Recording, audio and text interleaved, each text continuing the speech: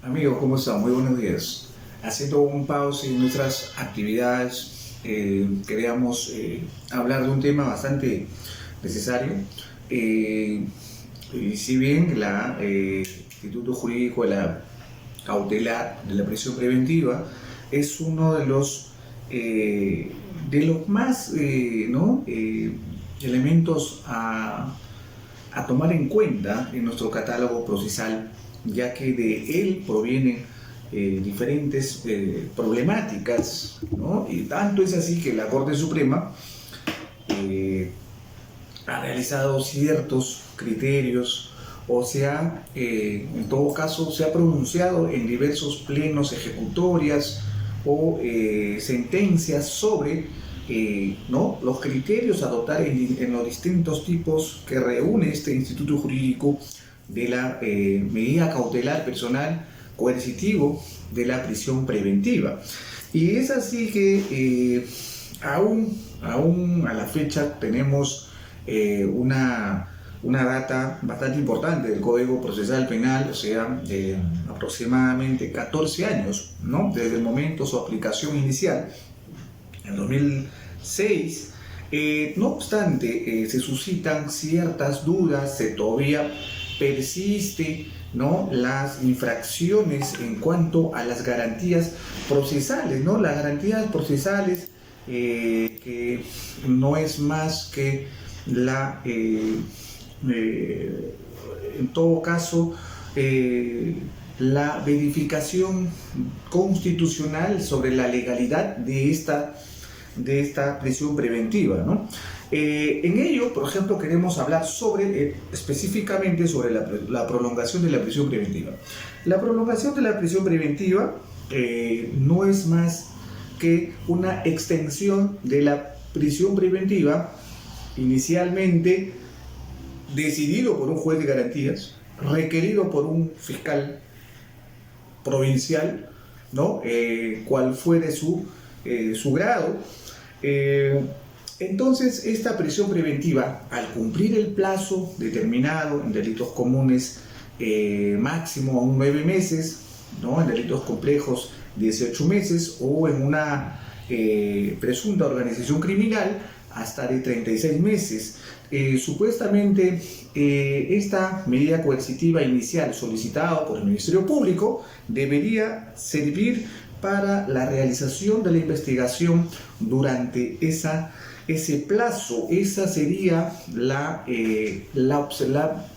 inicial observación que el legislador habría contemplado para su implementación en nuestro catálogo procesal penal.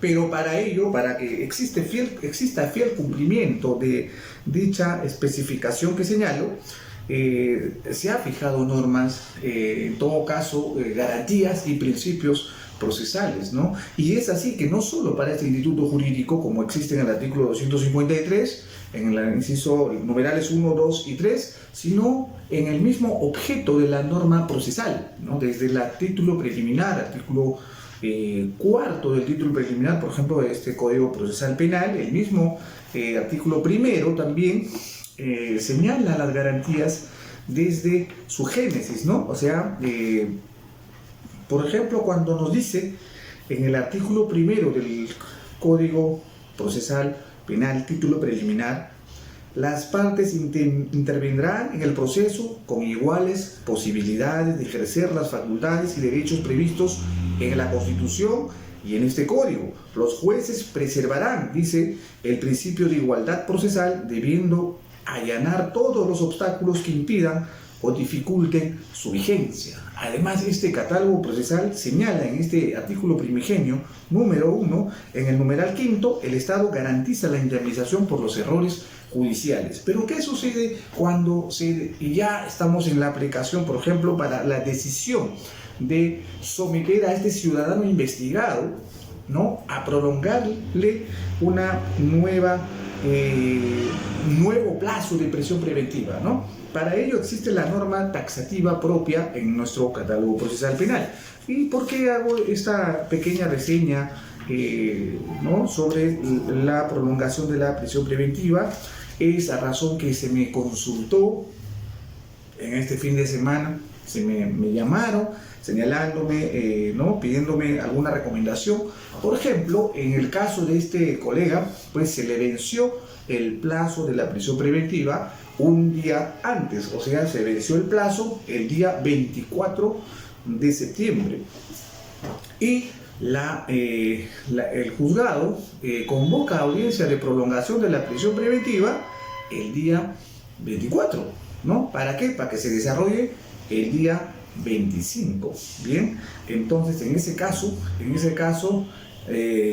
a nivel fáctico, por ejemplo, habría sucedido lo siguiente, ¿no? Que este fiscal, ¿no?, había requerido la prolongación de la prisión con un tiempo de anterioridad, o sea, estamos hablando semanas de anterioridad, y dado que el juzgado o los asistentes judiciales no habían, en todo caso, no habrían realizado la descarga, ¿no?, de dicho requerimiento, no han hecho la providencia, no han proveído el documento, por la cual el juzgado tarda y convoca tardíamente o cumplido el plazo legal de la prisión preventiva de este ciudadano. Claro, la defensa desconocía de este requerimiento, ¿bien? Desconocía este requerimiento, y entonces el día 24, que ya pensaba que iban a darle la libertad al ciudadano, pues se da con la sorpresa que se le notifica en casilla que el día 25, o sea, un día ya que no tiene nada que ver absolutamente con el plazo legal impuesto, ¿no?, en el primer auto de prisión preventiva. Eso se suscita un problema, ¿no? Se suscita un problema a raíz que en ese momento, pues, hay dos cosas por hacer, ¿no? O concurrir a audiencia o no concurrir, pero en este caso hay que concurrir a audiencia, ¿no? Y justamente vamos a tocar en qué casos la prolongación de la prisión preventiva está justificado. Bien, está justificado. Claro, no conocemos los pormenores del delito por los cuales estaría siendo investigado ese cliente del colega. No obstante, leeremos las reglas del artículo 274 sobre la prolongación de la prisión preventiva, ¿no? Dice, cuando el numeral primero, cuando concurran circunstancias que importen una especial dificultad, dice el código, o prolongación de la investigación o del proceso, y que el imputado, ¿no?, pudiera sustraerse a la acción de la justicia, obstaculizar la acción probatoria, el plazo de la prisión preventiva podrá prolongarse, ¿no? Sabemos, ¿no?, por el mismo plazo, lo que le corresponde a cada tipo de proceso. Por ejemplo, para los procesos comunes, hasta por 9 meses adicionales; en los procesos complejos, hasta por 18 meses adicionales; para los procesos de criminalidad organizada, hasta 12 meses adicionales; y en todos los casos el fiscal debe, dice acá, debe solicitarla al juez antes de su vencimiento. Bien, entonces tenemos aquí una problemática. El fiscal sí habría requerido al juez de garantías con anticipación. Bien, según el juez de garantías, pues los secretarios o asistentes judiciales no habrían realizado no habrían proveído el escrito. Entonces, a razón de eso, se notifica vencido plazo. Bien, sobre ello la norma no señala. Bien, no señala. Entonces, esta necesidad de la prolongación de la prisión preventiva obedece a que en el plazo que se le habría concedido al Ministerio Público de 9 meses, no habría satisfecho o no sería suficiente para poder realizar actos de investigación. Bien, reunir elementos de prueba, documentos u otro tipo de pericias. No obstante, el legislador, si bien contempla esta figura de la prolongación de la prisión preventiva en el artículo 274 de este catálogo procesal, empero ello está condicionado a ciertos requisitos. O sea, tampoco significa que si el fiscal en la solicitud primigenia del requerimiento de la prisión preventiva inicial solicita 9 meses de plazo, el juez se la concede, pero dentro del auto de la resolución queda fundado la prisión preventiva, también se marca el plazo y las diligencias que el Ministerio Público va a realizar. Bien, entonces ello, por ejemplo, justifica el plazo concedido. El juez de garantías habría previsto que el Ministerio Público en los 9 meses, los 18 meses o 36 meses de otorgado el plazo de la prisión preventiva deberá realizar las diligencias señaladas. Pero ciertamente, y en la práctica conocemos que no necesariamente Fiscalía cumple con los requisitos contemplados en el 274 para pedir, por ejemplo, la prolongación de la prisión. Entonces, más o menos basa las solicitudes, más o menos los requerimientos, basa en que pues no falta la etapa intermedia, por ejemplo, y juicio, o cuando está en etapa intermedia dice todavía falta juicio oral, ¿no? Entonces también señala, el Fiscalía señala, ¿no? Cada cosa que estoy señalando son cosas que suceden dentro de la práctica, ¿no? También señala de que la medida de prisión también va a garantizar hasta la finalización del proceso y su garantía de ejecución de la misma, dice, ¿no? Entonces, ello, por ejemplo, no es así.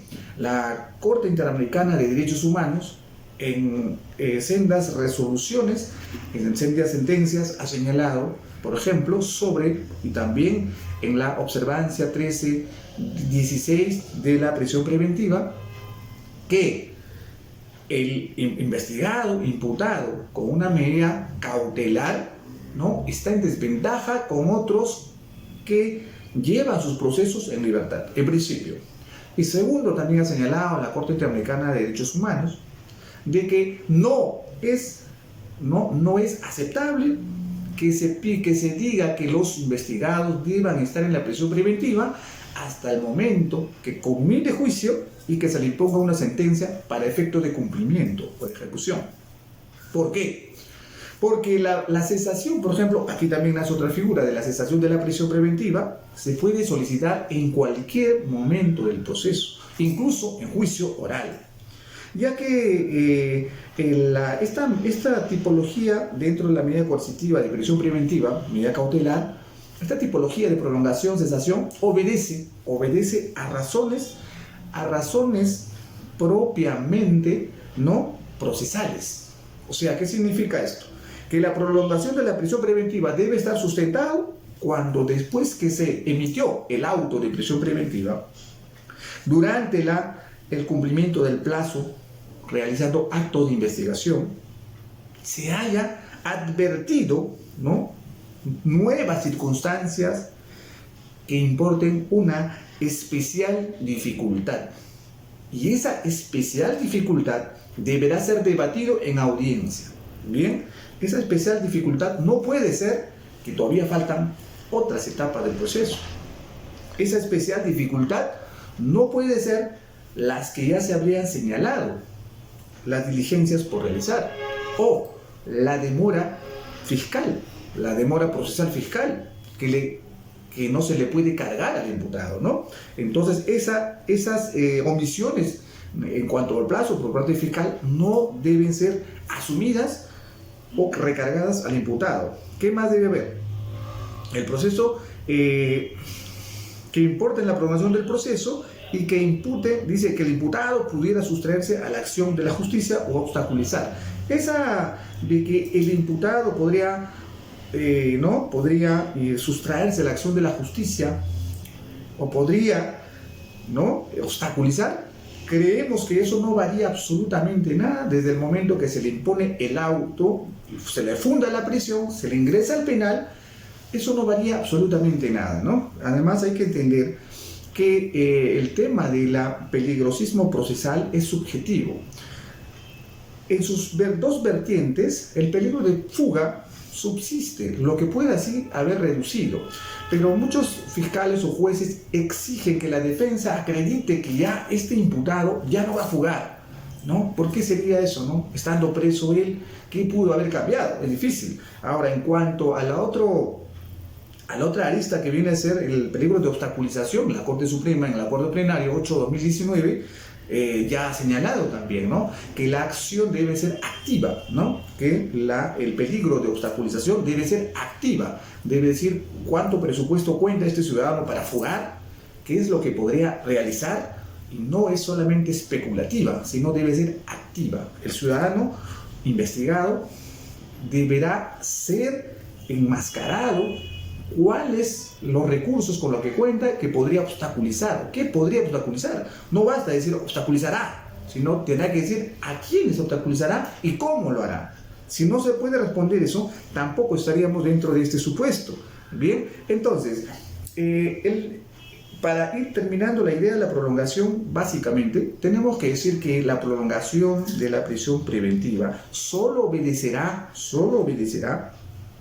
cuando hayan concurrido nuevas circunstancias ajenas a la inicial solicitud. Por ejemplo, dentro del procesamiento o de la actuación investigativa del Ministerio Público se haya detenido a otro cómplice y que éste, pues, ¿no?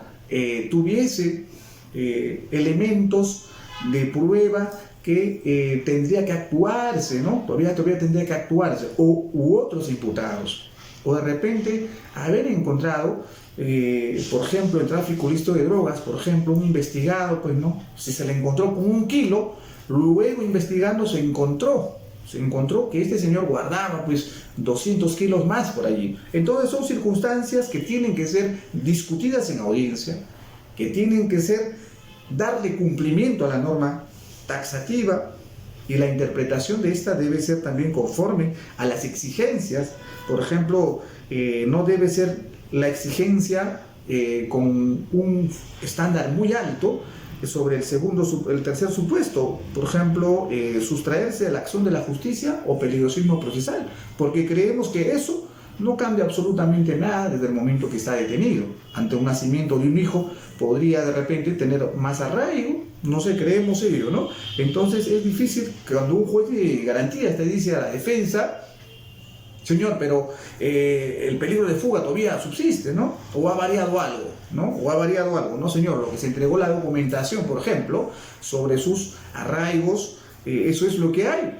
Si el señor estaba detenido, ¿en qué forma podría variar? Ahora, respecto, por ejemplo, a la obstaculización de la justicia, ahí sí, porque como avanzó las investigaciones, o eso es lo que se presume que debería avanzar, supuestamente son preclusivas, ¿no? Una investigación tras otra, entonces hay menor posibilidad de obstaculizar si la investigación ya ha avanzado, si los elementos de prueba ya han sido recabados, si los testigos y peritos ya declararon, y solo falta su valoración y actuación en juicio. Entonces, sobre ello, por ejemplo, esta es la connotación que debe tener firmemente justificado la prolongación de la prisión preventiva al 274. No obstante, ahora respecto a la caducidad del plazo y que se le pretenda someter a una prolongación, por ejemplo, hay de entender que los jueces están obligados cuando van a discutir un tema de la coerción procesal, ¿no? Por ejemplo, señala el artículo 253, ¿no? Los derechos, el numeral primero, los derechos fundamentales reconocidos por la Constitución, los tratados relativos a los derechos humanos ratificados por el Perú, solo podrán ser restringidos en el marco de un proceso penal si la ley lo permite y con las garantías previstas para ello. Bien, entonces el juez no podrá actuar de manera independiente, inobservando las normas, obviamente, ¿no? Y también el juez tendrá que regirse, por ejemplo, el artículo 144 del catálogo procesal, dice: el vencimiento de un plazo máximo implica la caducidad de lo que se pudo o debió hacer, ¿no? El Código Procesal Penal también señala, ¿no? Toda vez de que si no se ha notificado al abogado, el imputado, para una prolongación y se le notifica faltando un día y habiendo cumplido el plazo legal interpuesto por el mismo juez de garantías, definitivamente, pues, se vulnera la igualdad de armas, entre otros, el derecho a la defensa. El artículo séptimo de nuestro título preliminar del catálogo procesal señala, por ejemplo, el numeral tercero, la ley que coarte la libertad o ejercicio de los derechos procesales de las personas, así como que lo que limita el poder conferido a las partes o establezca sanciones procesales, será interpretada restrictivamente. La interpretación extensiva y la analogía quedan prohibidas mientras no favorezcan la libertad del imputado o el ejercicio de sus derechos. Y por último, dice el numeral 4, en caso de duda insalvable sobre la aplicación, no debe estarse a lo más favorable al reo. Y siendo esta la situación, reo en cárcel, el juez en la incidencia inicial, antes de inicio de la audiencia, deberá resolver esa incidencia si no se la notificó. Los errores judiciales no tienen por qué ser cargadas al imputado, ¿bien? Además, el artículo sexto de nuestro catálogo procesal, título preliminar, señala también que las medidas que limitan derechos fundamentales, salvo excepciones previstas en la Constitución, solo podrán dictarse por la autoridad judicial en el modo y forma y con las garantías previstas en la ley. Bien, entonces, siendo así, consideramos que ese imputado, ese colega que nos ha consultado, tendría el derecho por garantía procesal, por garantía constitucional de naturaleza procesal, de haber respondido que existe una imposibilidad, ¿no?, de mayor jerarquía que es constitucional a desarrollarse esa audiencia y a discutirse el tema de su prolongación si no ha sido notificado debidamente, más aún cuando habría caducidad de plazo para que se le discuta un nuevo plazo adicional, más aún cuando, si bien el Ministerio Público lo habría solicitado con anterioridad, pero nuevamente, los jueces y los fiscales deben ceñirse estrictamente a lo que contempla nuestro catálogo procesal. Por el hecho que pidió Fiscalía y no se ha proveído de manera oportuna, entonces la juez de garantías tampoco podría decir no ha sido culpa de Fiscalía, pero nosotros sí vamos a desarrollarlo, ¿no? Entonces eso se llama contemplar errores en contra de un ciudadano justiciable, ¿bien? Y sobre todo vulnerando normas estrictas de garantía procesal que podrían ser justamente declaradas nulas en su momento, ¿no? Bien, eso era nuestra observación y nada, agradecerles a ustedes y esperar poder tener una nueva charla sobre problemática de esta naturaleza. Muchas gracias.